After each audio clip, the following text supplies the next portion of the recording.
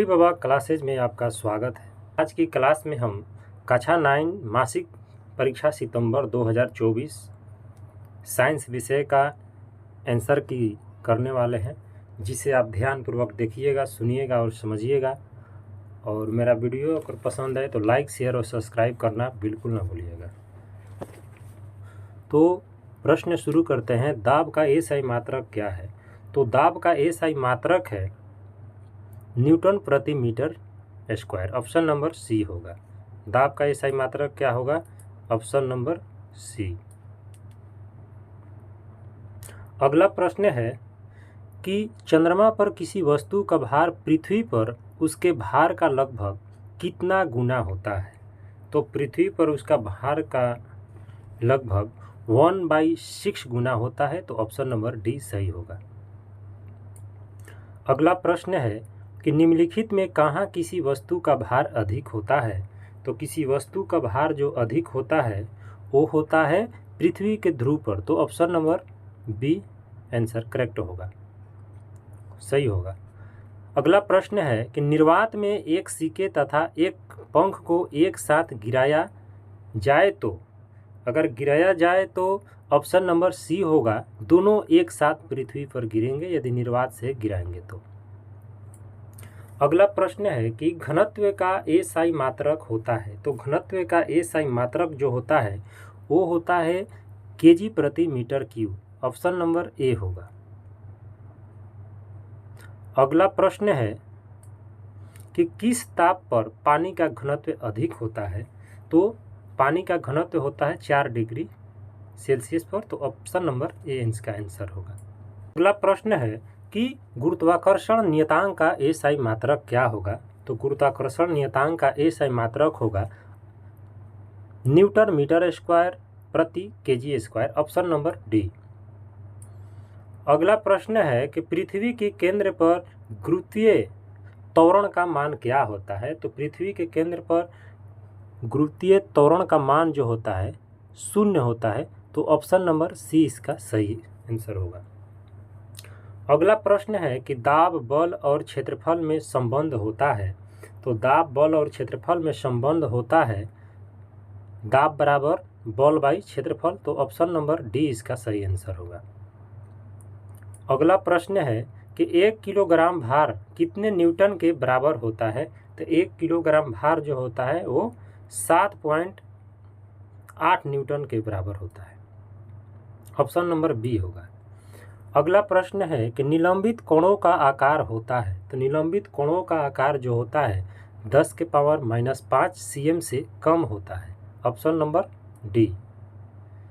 अगला प्रश्न है कि निम्नलिखित में कौन विषमांग मिश्रण है? निम्नलिखित में कौन विषमांग मिश्रण है? तो ऑप्शन होगा आयोडीन युक्त नमक। Option number D.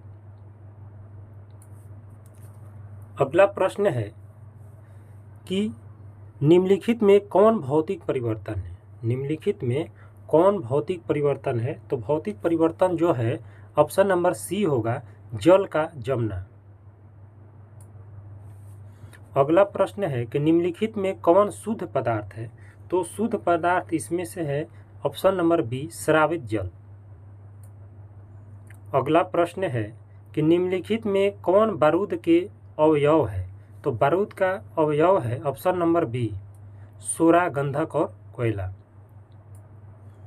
अगला प्रश्न है कि निम्नलिखित में कौन रासायनिक परिवर्तन नहीं है? तो रासायनिक परिवर्तन नहीं है ऑप्शन नंबर बी, कांच का टूटना। अगला प्रश्न है कि निम्नलिखित में कौन समांग मिश्रण नहीं है? तो समांग मिश्रण इसमें नहीं है ऑप्शन नंबर बी, जल एवं तेल का मिश्रण। जल एवं तेल का मिश्रण। अगला प्रश्न है कि निम्नलिखित मिश्रणों में कौन विलयन है? तो विलयन इसमें कौन है? तो ऑप्शन नंबर सी होगा, soft drink. Option number C होगा, सॉफ्ट ड्रिंक। अगला प्रश्न है कि निम्नलिखित में किसमें अवयव अपनी पहचान बनाए रखते हैं?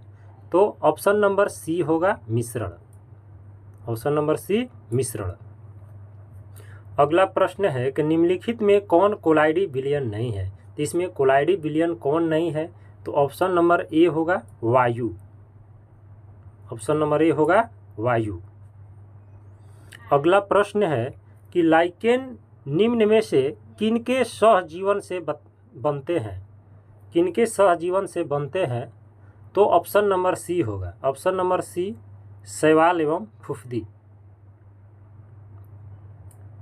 अगला प्रश्न है कि यूग्लिना को किस जगत में रखा जाता है? तो यूग्लिना को ऑप्शन नंबर ए होगा प्रोटिस्टा जगत में रखा जाता है।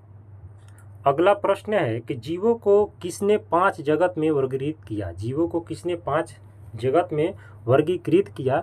तो इसका आंसर होगा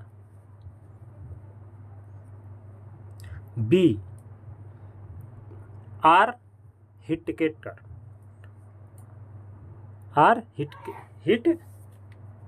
हिटेकर, इसका आंसर क्या होगा? आर हिटेकर होगा। अगला आंसर प्रश्न है कि द्विबीजपत्री पौधे के समान उदाहरण क्या है? तो इसमें से ऑप्शन नंबर डी होगा, ए और बी, लीची और आम दोनों होगा। अगला प्रश्न है कि निम्न में कौन पादप जगत का सबसे बड़ा समूह है? तो पादप जगत का सबसे बड़ा समूह जो है वो कौन है?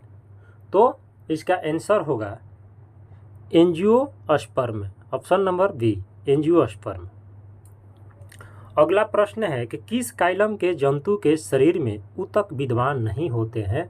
तो इसका ऑप्शन नंबर डी पोरीफेरा होगा। अगला प्रश्न है कि देश कोशिकाएं तथा इंटरस्टिशियल कोशिकाएं किस संघ के जंतुओं में पाई जाती है? तो इसका आंसर होगा नाइडेरिया, ऑप्शन नंबर ए नाइडेरिया, ऑप्शन नंबर ए। अगला प्रश्न है कि निम्नलिखित में किसके जबड़े में दांत नहीं होते हैं? तो किसके जबड़े में दांत नहीं होते हैं? तो ऑप्शन नंबर बी कबूतर के जबड़े में दांत नहीं होते हैं।